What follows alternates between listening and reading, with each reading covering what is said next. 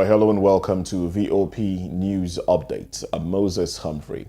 President Bola Tinubu has emerged as the chairman of the Authority of the Heads of State and Government of the Economic Community of West African States, ECOWAS. President Tinubu took over the chairmanship of the regional organization from the outgoing leader of the sub-regional political and economic body, President Umaru Sissoco Embalo of Guinea-Bissau. While Tinubu is attending the Forum of West African Leaders for the first time at the 63rd Ordinary Session. He was announced as chairman yesterday in Bissau, the capital of Guinea-Bissau. Speaking at the meeting, Tinubu emphasized the need to protect the democratic culture in the sub-region, saying democracy will be taken seriously. As the chairman, he will play a crucial role in leading the ECOWAS member states towards economic development, political stability, and cooperation. He is also expected to focus on strengthening the ECOWAS collective response to security threats and fostering closer cooperation among member states in addressing regional challenges. The federal government, through the Federal Road Maintenance Agency, FEMA, has concluded plans to fill up the potholes and intervene in the repair of failed portions of federal roads nationwide as the rainy season sets in. The news agency of Nigeria NAN said this was made known by the acting managing director, FEMA, Mr. Godson Amos, during an interview yesterday in Abuja. Mr. Amos said the intervention became necessary due to the need to improve the hardship and delays road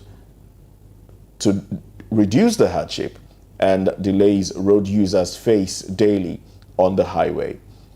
The FEMA boss expressed optimism that the intervention would be achieved within 6 weeks of the commencement of all potholes and road failure worked on federal roads across the country.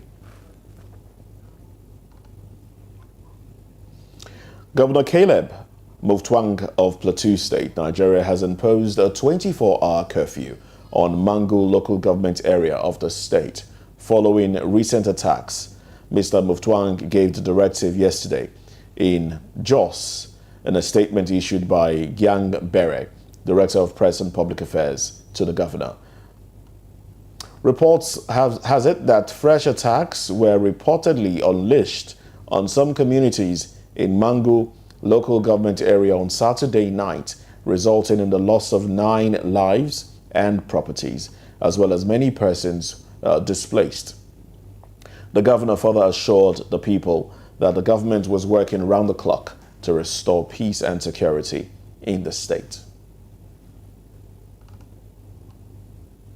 The Federal High Court in Abuja has ordered the federal government to provide the details of how it spent about $5 billion loot recovered from the late General Sani Abacha. Justice James Omotosho gave the order last week while delivering judgment on a Freedom of Information filed by the Socio-Economic Rights and Accountability Project, SERAP. The judge said the government must provide the details within 7 days of the judgment. The judge faulted the claim by the Ministry of Finance that it had no details of the spending of the Abacha loot. The Nigerian Association of Resident Doctors, NAD, has said it will embark on an indefinite strike if the federal government fails to meet its demands on or before July 19, 2023. Recall that NAD last Wednesday issued a fresh 2-week ultimatum to the federal government to commence the implementation of all pending agreements it reached with the association when it embarked on a 5-day warning strike from May 17 to 21, 2023. The association had signed a memorandum of understanding with the government to address the issues raised by the resident doctors.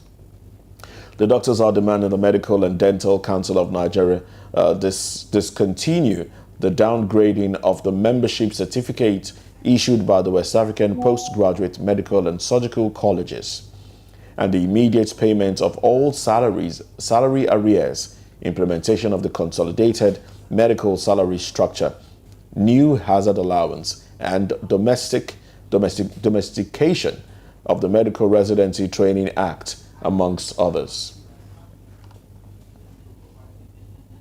And in business, the International Center for Tax Research and Development, ICTRD, has warned the Federal Inland Revenue Service, FIRS, to restrict from introducing multiple taxes in value-added tax, as well as increasing the tax burden on the consumers. It said it would make investors to abandon the manufacturing sector, which would affect the volume of imports coming into the country. The president of ICTRD, Morenike Babington-Ashaye, said this in a statement. She also said that presently, the cost of producing goods in the country was higher than the goods when imported. Babington-Ashaye added that increasing VAT was not the solution, as it could lead to employees being laid off from work, thereby increasing the rate of unemployment. Morenike, who is also a former chairman of the Ogun State Internal Revenue Service, appealed to the FIRS to collaborate with the Market Traders Association of Nigeria to ensure compliance by taxpayers. And in the foreign news, at least 7 persons were killed and dozens more injured in India after clashes over local polls in West Bengal, a state notorious for political violence during election campaigns.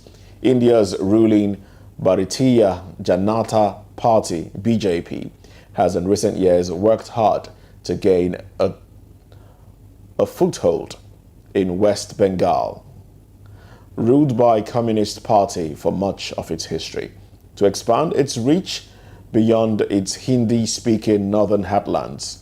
Voters are currently casting their ballots in a fierce contest to elect municipal leaders, with more than 200,000 candidates across the state of 104 million people. But the roots of political violence in the state stretch back decades, with police recording thousands of murders around election time since the 1960s. And that's the news update on VOP TV. We would like you to subscribe and engage with us on YouTube. It is Voice of the People TV, and on other social media channels, it's at VOP TV Live. I'm Moses Humphrey. Good morning.